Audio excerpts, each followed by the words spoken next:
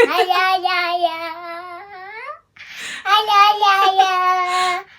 kembali lagi di Gisian Family.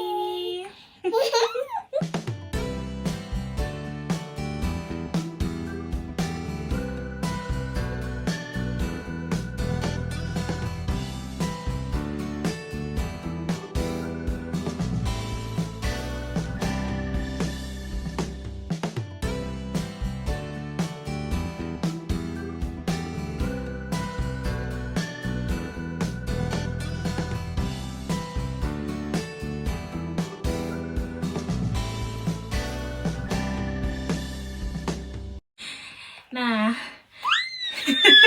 di video kali ini saya ingin membahas mengenai kehamilan. Lagi-lagi tentang kehamilan ya. Nah, untuk informasi kebetulan saya sedang mengandung anak kedua. Bedanya anak pertama ini dulu waktu saya masih tinggal di desa, dan sekarang anak kedua saya dan keluarga tinggal di kota, itu lebih tepatnya kota Sapporo di Hokkaido. Masih tetap Hokkaido, cuma bedanya desa sama kotanya. Nah, tentu aja ada perbedaan, tapi itu nanti perbedaannya akan dibahas di video lainnya. Meskipun di kota atau di desa, tapi kalau untuk kehamilan prosedurnya sama ya.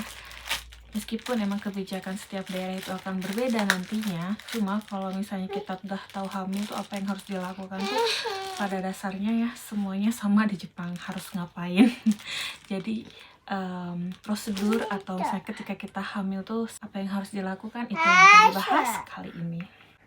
Ketika kita tahu atau misalnya sadar bahwa kita telah telat ya datang bulan, kita pasti akan memastikannya menggunakan test pack ya. Kalau di Jepang itu bahasa Jepangnya itu testing shinken sayaku, dan bisa didapatkan di drugstore terdekat.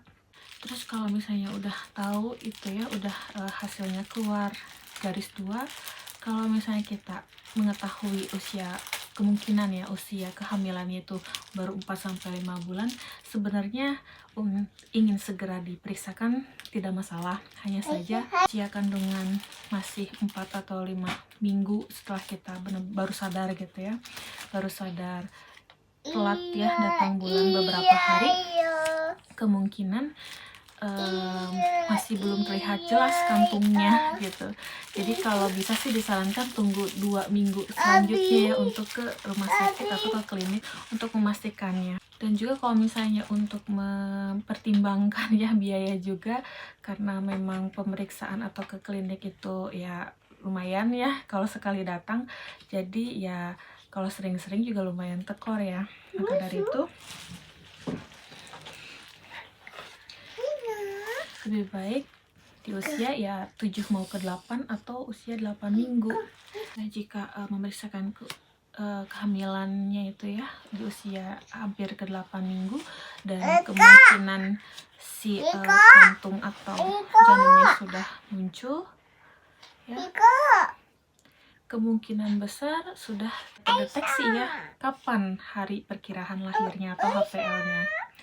Kalau misalnya di Jepang itu kita sebutnya Susan Yoteibi ya. Nah, kalau sudah terdeteksi ya kapan HPL-nya di usia 8 minggu tersebut, itu dokternya atau kliniknya akan memberikan surat pengantar untuk dilaporkan kehamilan di balai kota setempat atau kecamatan lah ya.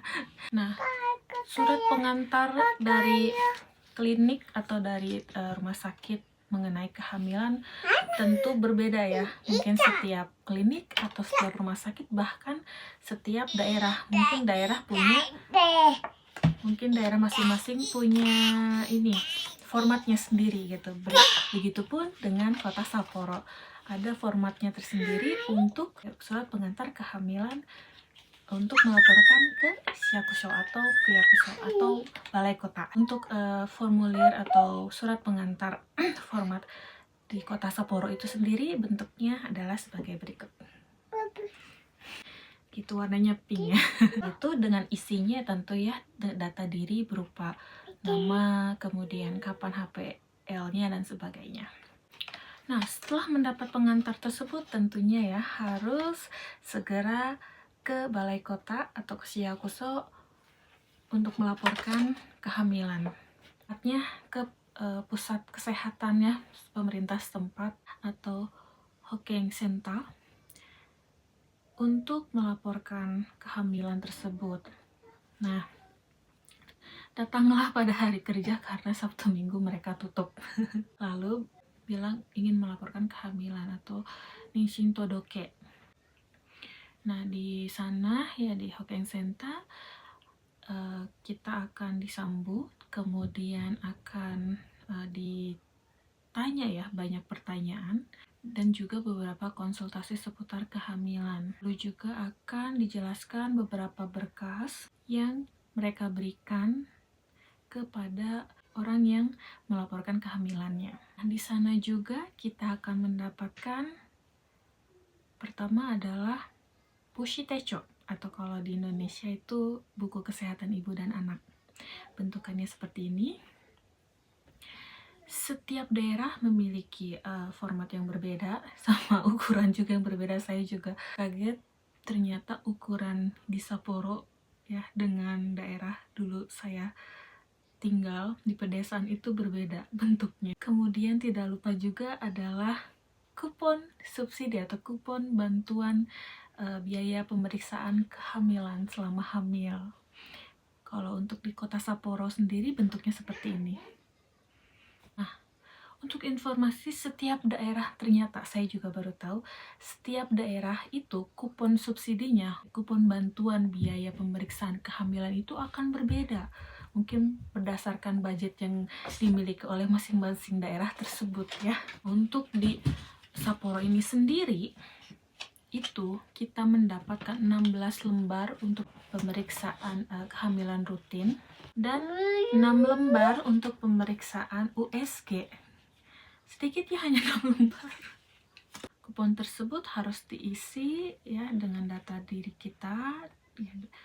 Tergantung daerahnya, ada juga yang sudah diisi sudah dicetak gitu ya. Kalau ini kita harus ngisi sendiri ya.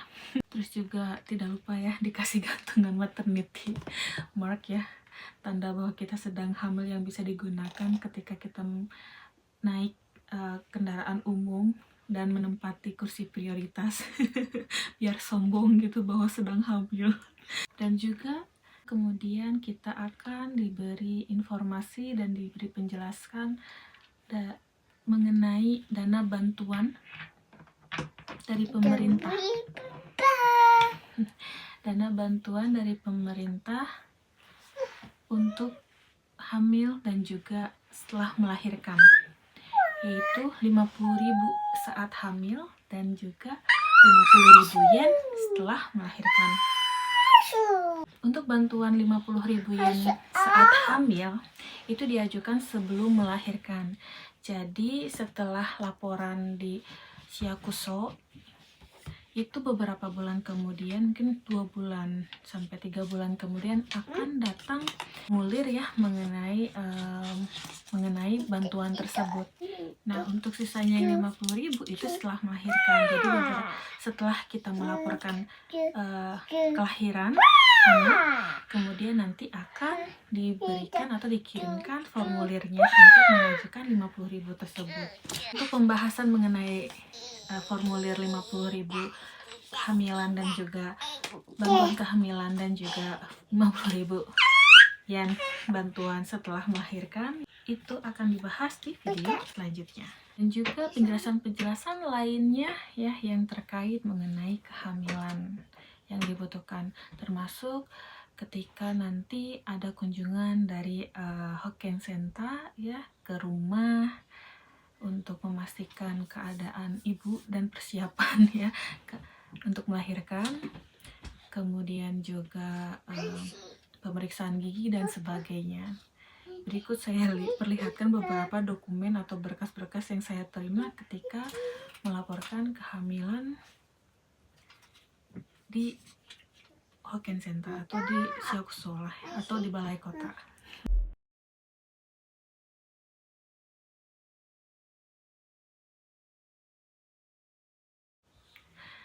Oke, Oke, sekian video kali ini.